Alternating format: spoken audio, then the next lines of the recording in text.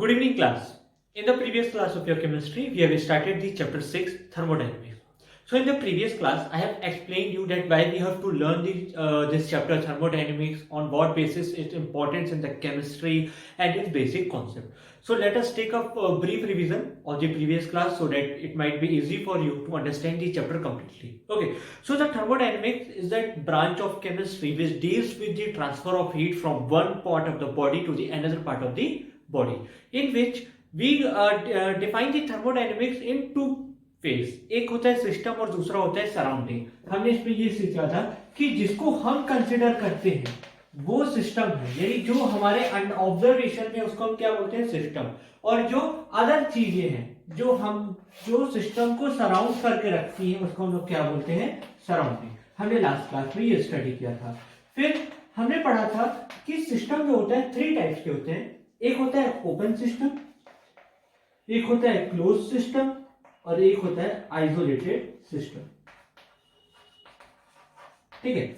Open system में क्या होता है कि जहां पे हीट और मैटर कंप्लीट ट्रांसफर हो रहा है सिस्टम और सराउंडिंग में. ठीक है, जैसे कि ये हीट है, ये मैटर है.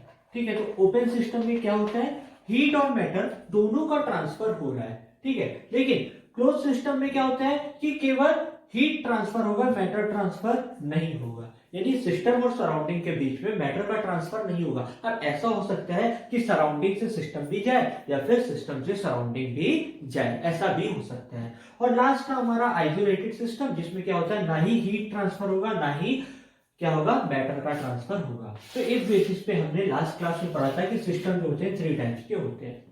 फिर उसके बाद हमने पढ़ा था कि कुछ स्टेट फंक्शंस होते हैं जो कि सिस्टम को क्या करते हैं, डिफाइन करते हैं, जिसके बेसिस पे क्या होता है, सिस्टम को डिफाइन किया जाता है. जैसे टेम्परेचर, प्रेशर, वॉल्यूम, उसको हम लोग क्या बोलते हैं, स्टेट फंक्शंस के नाम से जानते हैं. फिर हमने पढ़ा था कि कैसे भी हम लोग वर्क करके या फिर उसको पर्टिकुलरली मैकेनिकल वर्क या इलेक्ट्रिकल वर्क करके हम उसकी हीट को कैसे क्या चेंज कर सकते हैं. तो उस बेसिस पे हमने उसको स्टडी करना शुरू किया था. तो वर्क डन के द्वारा हम उसकी इंटरनल एनर्जी को चेंज कर रहे थे. किसको चेंज कर रहे थे, इंटरनल एनर्जी. क्योंकि हमने पढ़ा है कि हर बॉडी के पास उसकी खुद की एनर्जी होती है जिसको हम लोग यू से डिनोट करते हैं. मैंने जब उसका W1 वर्क उसमें करवाया कुछ, तो उसकी इंटरनल एनर्जी क्या होती है, चेंज हो जाती है, जिसको हम लोग डेल्टा यू से डिनोट करते हैं.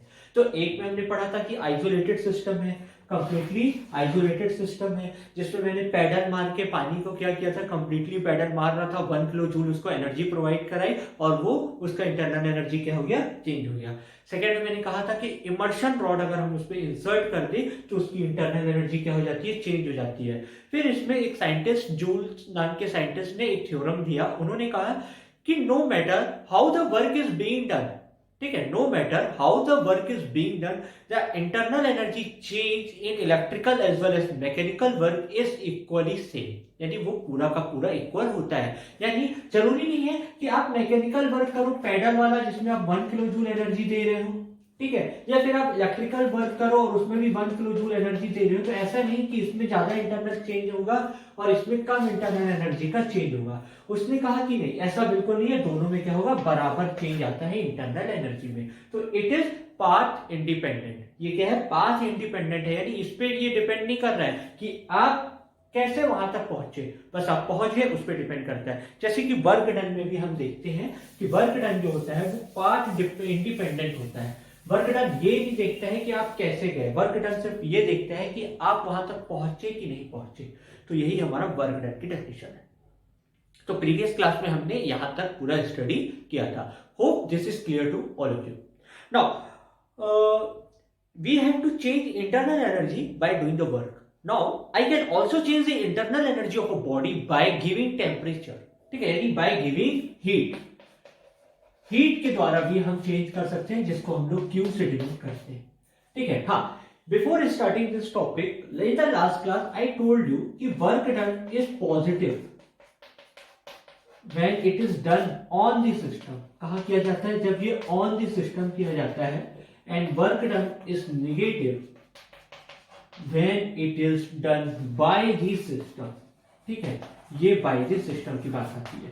तो इसको हम लोग अभी आगे आने वाले टॉपिक पे समझेंगे, तो ये आपके लिए इंपॉर्टेंट है. अब मैं डायरेक्टली हीट पे आ रहा हूं. सो हीट कैसे होता है कि सिंपल सी बात है कि मान लो मैंने एक जार ले लिया एंड उसमें पानी भर दिया, ठीक है, जिसका टेम्परेचर TA है। कब? जब स्टेट ए में है वो, स्टेट ए में उसका जो टेम्परेचर है वो TA है एंड उसकी जो इंटरनल एनर्जी है वो UA है, ठीक है। अब क्या हो रहा है कि मैं इसको हीट कर रहा हूँ, हीट एनर्जी इसको प्रोवाइड करा रहा हूँ, ठीक है, यानी इसका टेम्परेचर बढ़ा रहा हूँ, नीचे से मैंने आग लगा दी एंड कुछ समय के बाद जब ये स्टेट बी में पहुंच गया हीट होने के बाद, तब इसकी इंटरनल एनर्जी UB हो गई और इसका जो टेम्परेचर था वो TB हो गया। यानी बाहर से मैं क्या कर रहा हूँ, इसको हीट प्रोवाइड करा रहा हूँ, ठीक है। अब देखो डिपेंड ये भी करता है कि हीट सिस्टम से सराउंडिंग में जाए या सराउंडिंग से सिस्टम में जाए, दोनों बात बिल्कुल सही है। तो इस दौरान जो इंटरनल एनर्जी में चेंज आ रहा है वो है UB minus UA is equal to TB minus T है, क्योंकि पहले का जो टेम्परेचर था इनिशियल टेम्परेचर, अब ये था इसका फाइनल टेम्परेचर, ठीक है। तो यहाँ पे जो चेंज इन इंटरनल एनर्जी आएगा वो डेल्टा T यानी TB माइनस TA के बराबर होता है। यानी इंटरनल एनर्जी को वर्क डन के द्वारा भी चेंज किया जा सकता है और इंटरनल एनर्जी को टेम्परेचर के द्वारा यानी हीट प्रोवाइड करके भी चेंज किया जा सकता है। यहाँ मैंने कितनी हीट प्रोवाइड कराई है, यहाँ मैंने TB माइनस TA के बराबर हीट प्रोवाइड करवाई है, ठीक है। अब देखो सिंपल सी ये बात है, यहां पे मैं इसको गर्म कर रहा हूं, ठीक है, यानी मैं बाहर सराउंडिंग से सिस्टम में क्या कर रहा हूं, हीट ट्रांसफर कर रहा हूं। कहां से कहां हीट ट्रांसफर कर रहा हूं, सराउंडिंग से सिस्टम में, सराउंडिंग से सिस्टम को मैं क्या कर रहा हूं, हीट प्रोवाइड करा रहा हूं। इस दौरान Q जो होता है वो पॉजिटिव होता है, ठीक है। यानी जैसे कि अगर कोल्ड ड्रिंक की बोतल रखी है बाहर, नॉर्मल फ्रिज से नहीं रखी है, वो बाहर रखी हुई है, तो धीरे धीरे क्या होता है उसका टेम्परेचर लूज होते जाता है और वो थोड़ा सा गर्म हो जाती है as compare to previous temperature. तो इस दौरान क्या हो रहा है, सराउंडिंग से सिस्टम के पास हीट जा रहा है, यहाँ सिस्टम क्या है मेरा, कोल्ड ड्रिंक की बोतल, एंड इन केस जैसे T a cup of T is being put outside so it becomes cold continuously, ये क्या हो जाता है, कोल्ड होता रहता है। उस दौरान सिस्टम से सराउंडिंग हीट जा रही है, क्या हो रही है, सिस्टम से सराउंडिंग हीट जा रहा है, तो इस दौरान जो Q होता है वो होता है नेगेटिव। ये बात आपको याद रखना है, ठीक है। And one thing a very important point कि अगर दो बॉडी एक साथ कांटेक्ट में रखी जाए, एक का टेम्परेचर T1 है और एक का टेम्परेचर T2 है, तो यदि T1 मेरा T2 से बड़ा है यानी it is hot body and it is cold body, then the heat will definitely will transfer from hot to cold body. Heat हमेशा हॉट टू कोल्ड बॉडी ही ट्रांसफर होगी, कभी भी कोल्ड बॉडी से हॉट बॉडी तक transfer नहीं होगी। Simple सा लॉजिक है कि यदि किसी के पास पैसे नहीं हो तो वो पैसे देने योग्य तो है ही नहीं, और जिसके पास पैसे है वही दे पाएगा, यानी जिसके पास ज्यादा टेम्परेचर है वही ज्यादा हीट ट्रांसफर कर पाएगा, और जिसके पास है ही नहीं टेम्परेचर वो क्या हीट ट्रांसफर करेगा। तो यही फंडा आपको याद रखना है। And the heat is being transferred from the hot body to cold body until unless the temperature of both the body becomes equal और the equilibrium stage is being achieved by them. जब तक दोनों equilibrium stage में नहीं पहुंचते तब तक heat क्या होता जाएगा, ट्रांसफर होता जाएगा। कहां से कहां, हॉट बॉडी से कोल्ड बॉडी के बीच में, यानी ये आपको याद रखना है। अब इसमें जरूरी नहीं है कि सर हॉट से कोल्ड में जा रहा है तो सिस्टम क्या हो गया, सराउंडिंग हो गया, मैं वो नहीं बता रहा हूँ। मैं सिर्फ इतना बता रहा हूँ कि टेम्परेचर हमेशा हॉट बॉडी से कोल्ड बॉडी की तरफ ही जाता है, यानी फिर हीट जो है हॉट बॉडी से कोल्ड बॉडी की तरफ ही ट्रांसफर होता है हमेशा। इस बात को याद रखिएगा, ठीक। Sorry for the disturbance class. तो once again, heat will always be transferred from hot body to cold body. ठीक है। तो अब हमने इसमें दो मेथड पढ़े। हमने दो मेथड क्या पढ़े कि इंटरनल एनर्जी को चेंज करने के दो तरीके हैं, पहला तो वर्क डन और दूसरा हीट। अब जरूरी तो नहीं है कि दोनों अलग अलग हो, एक साथ भी हो सकता है।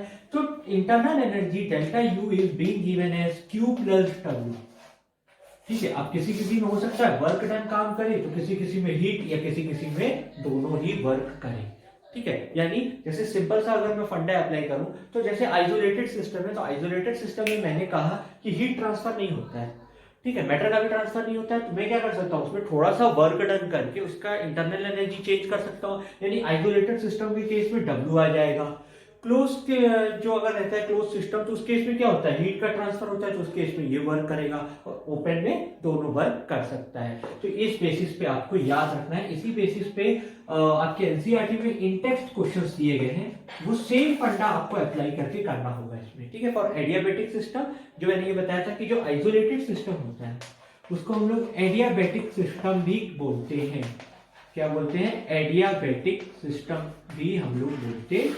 तो ये आपको कॉन्सेप्ट याद रखना है, ठीक है। तो thermodynamic deals with the change in the heat of the transfer of heat from the one body to another body, ठीक है। अब इसका एप्लीकेशन क्या है कि कैसे वर्क डन करके हम कैसे किसी का भी हम निकाल सकते हैं कि उसका इंटरनल एनर्जी कितना चेंज हुआ या उसमें वर्क डन कितना हुआ, उसको हम लोग कैलकुलेट कैसे करते हैं। तो let's see the application of the internal of the thermodynamics. तो first our application is work done, कि वर्क डन कैसे किया जाता है। तो इससे रिलेटेड जो न्यूमेरिकल्स आएंगे वो इंपॉर्टेंट है, तो आपको समझना पड़ेगा।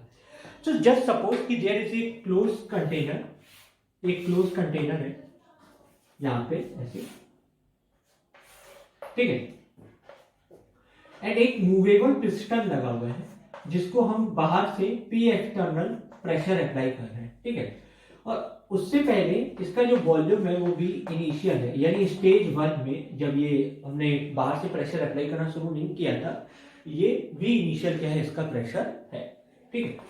अब क्या हुआ, मैंने बाहर से जब इसको प्रेशर लगाया, ये कुछ हद तक अंदर चला गया and just from the initial point it reach to the volume of now container is V final, ठीक है। इसमें गैसेस मॉलिक्यूल्स भरे हुए हैं, गैसेस मॉलिक्यूल्स इसमें है इस कंटेनर में, ठीक है। यूजुअली क्या होता है कि जो गैसेस मॉलिक्यूल्स का जो वॉल्यूम होता है वो कंटेनर के वॉल्यूम के इक्वल कंसीडर किया जाता है। So here the volume change is V I to V and just suppose कि it has moved by length L, कि piston has moved by length L, it has covered a distance of length L, ठीक है।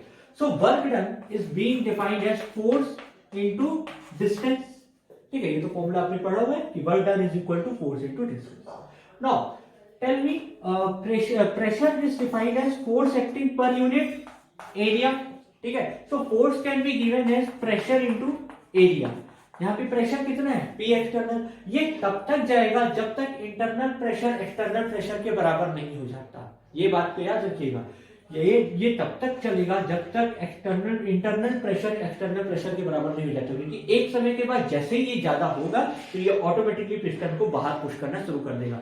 जैसे simple सा है कि यदि हम बैलून को फुलाते हैं एंड बैलून को हम प्रेस करते हैं तो बैलून एक समय तक ही प्रेस होता है, उससे ज्यादा प्रेस करोगे तो बैलून ब्रस्ट कर जाएगा। क्यों? क्योंकि इंटरनल प्रेशर जो है एक्सटर्नल प्रेशर से ज्यादा हो जाता है, तो ये क्या करता है, इसको ब्रस्ट कर देता है। तो similarly I can write it here, instead of force I can right pressure into area into length.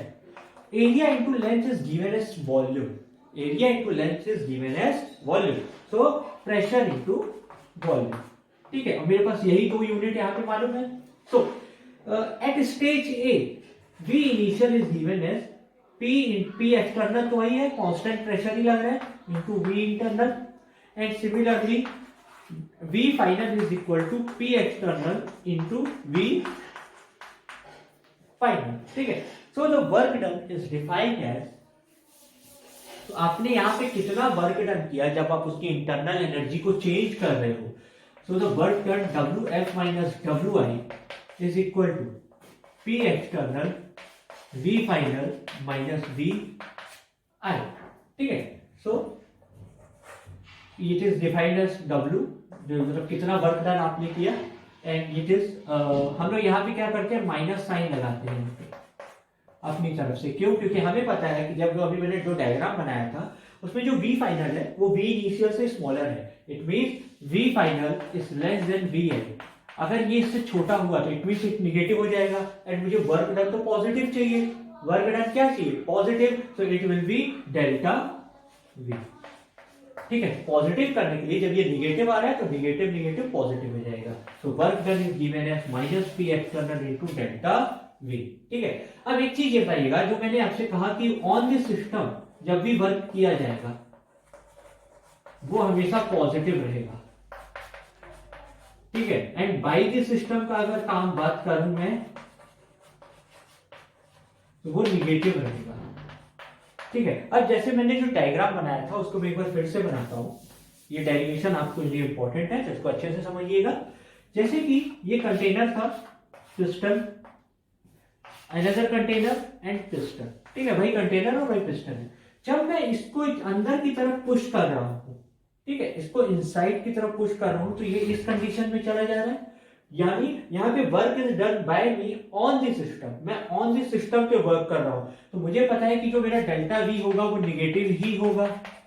ठीक है, क्योंकि जो फाइनल वॉल्यूम है वो इनिशियल वॉल्यूम से स्मॉलर है, so minus minus positive, so work done is positive. ठीक है, यहाँ पे नेगेटिव साइड सिर्फ डिनोट करता है, क्या डिनोट करता है कि अगर पॉजिटिव आया तो work is done on this system, and अगर नेगेटिव आया तो work is done by this system. And अगर जस्ट सपोज कि मैंने कह दिया कि मेरा इंटरनल प्रेशर बहुत ज्यादा हो गया, तो ये क्या करेगा, कंटिन्यूअसली पिस्टन को बाहर की तरफ पुश करेगा, यानी ये यहाँ चला जाएगा।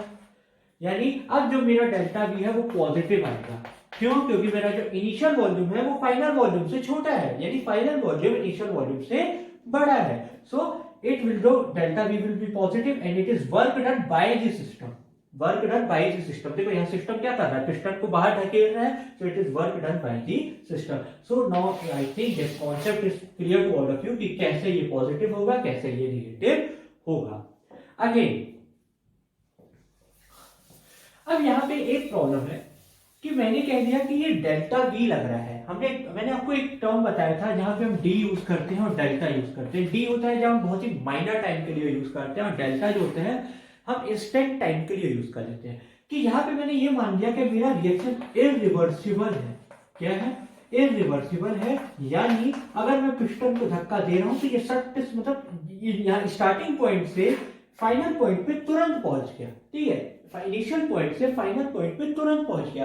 पर ऐसा तो हर जगह पॉसिबल नहीं है, बहुत सारे रिएक्शन रिवर्सिबल भी होते हैं। यानी जैसे कि पिस्टन यहां थोड़ी देर के लिए पहुंचा एंड सडनली इसको पुश बैक लगना शुरू हो गया, फिर ये वापस जाने लगा, फिर ये इसको यहां आया, फिर ये वापस जाने लगा, फिर यहां आया, फिर वापस, यानी ऐसे मल्टीपल प्रोसेस होते होंगे, मल्टीपल टाइम्स ऑफ प्रोसेस होता है। तो उस दौरान हम लोग डेल्टा वी का यूज नहीं करते हैं।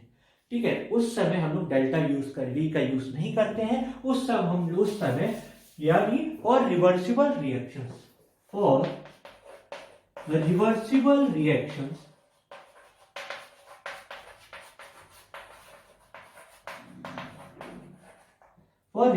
Reactions work done is given as minus P external dV, यानी फॉर मल्टीपल, जैसे मैंने आपसे क्या कहा, छोटे छोटे चेंजेस के लिए हम करते रहते हैं। ठीक है, so W is equal to minus P external.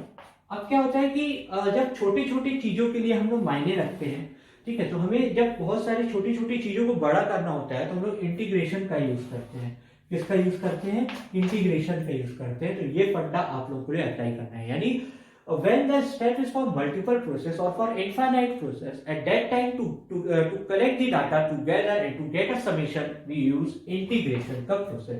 यानी बड़ी चीजों को छोटा करना हो तो डिफरेंशिएशन, एंड जब छोटी चीजों को बड़ा करना हो तो integration. So in gases law we have studied that PV is equal to nRT। ठीक है, PV is equal to nRT और P is equal to nRT upon V। ठीक है, तो इस इक्वेशन में इस P की जगह मैं ये लिख सकता हूँ nRT upon V।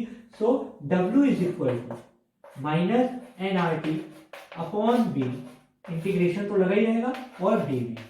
अब एक बात बताओ, नंबर ऑफ मोल्स तो उसमें कांस्टेंट ही रहेगा, R जो है यूनिवर्सल कांस्टेंट है, और टेम्परेचर तो हमने पहले से ही कहा है कि वो कांस्टेंट रहेगा, क्योंकि यहाँ पे वर्क डन प्रेशर और वॉल्यूम पे चल रहा है। यानी मेरा सिस्टम क्या है? आइसोथर्मल सिस्टम है। कौन सा सिस्टम है? आइसोथर्मल सिस्टम का मतलब होता है कि वहां पे टेम्परेचर आपका कांस्टेंट है, टेम्परेचर आपका नहीं बदल रहा है। हाँ, आप उसका इंटरनल एनर्जी चेंज कर रहे हो, हीट चेंज कर रहे हो, परंतु वर्क डन के दौरान हम लोग टेम्परेचर चेंज नहीं करते, हम लोग क्या चेंज करते हैं? इंटरनल एनर्जी चेंज करते हैं। ठीक है, तो वहां पे टेम्परेचर भी आपका कांस्टेंट है, बदल क्या रहा है? वॉल्यूम, वॉल्यूम इनिशियल से फाइनल जा रहा है, फाइनल से इनिशियल जा रहा है। So I can write it like minus nRT dV upon V। ठीक है, इसका इंटीग्रेशन जब हम करते हैं तो dV अपॉन V का जो इंटीग्रेशन होता है वो होता है log V, minus nRT log V। ठीक है। ये जो लॉग है ये नेचुरल लॉग है, इसको लॉग बेस ई भी लिखा जाता है। ठीक है, लॉग बेस ई जो होता है, और जो हमें बुक्स में जो वैल्यू दी जाती है वो लॉग बेस 10 में दी जाती है। तो लॉग बेस ई जो होता है वो 2.303 टाइम्स ऑफ लॉग बेस 10 होता है। इस बात को याद रखना है। ठीक है, log base e is equal to, या फिर एल एन भी जो होता है नेचुरल लॉग होता है, उसको ऐसे लिखा जाता है। तो ये आपके लिए इंपॉर्टेंट है, इसको नोट डाउन करिएगा। So I can also write it as -2.303 NRT log base 10 V. So work done for reversible process is calculated as by this method. ठीक है, तो ये फॉर्मूला आपको याद रखना है फॉर रिवर्सिबल, और for irreversible W is given है -P डेल्टा V। ये आपको याद, ठीक है क्लास। तो ये फॉर्मूला आप लोगों के लिए इंपॉर्टेंट है। होपफुली आपको इसका डेरिवेशन क्लियर होगा कि हमें इसमें क्या करना है, कैसे करना है। तो बुक में आपको इसका थ्योरेटिकली समझाया हुआ है, तो आप उसको देख भी सकते हैं कि मैंने जो आपको वर्ड्स में बोला है वो उसने उसको लिखा हुआ है कंप्लीटली, एंड आप इसका डेरिवेशन पढ़िएगा। इससे रिलेटेड कुछ केसेस दिए गए हैं, जैसे फ्री एक्सपेंशन दिया गया है, उसको हम लोग नेक्स्ट क्लास में स्टडी करेंगे, एंड होपफुली शायद एक दो न्यूमेरिकल्स भी हम इसे सॉल्व करें। Till then you must solve the in text question which I have told you in this class, and learn, please properly read it from the book and try to make notes from now onwards only. Don't wait for the last moment when the teachers are being saying you to please make the notes. Okay, so start preparing for this, and as our courses is going little late, so I will go very fast regarding this chapter from this chapters. Okay, so till then, take care all of you.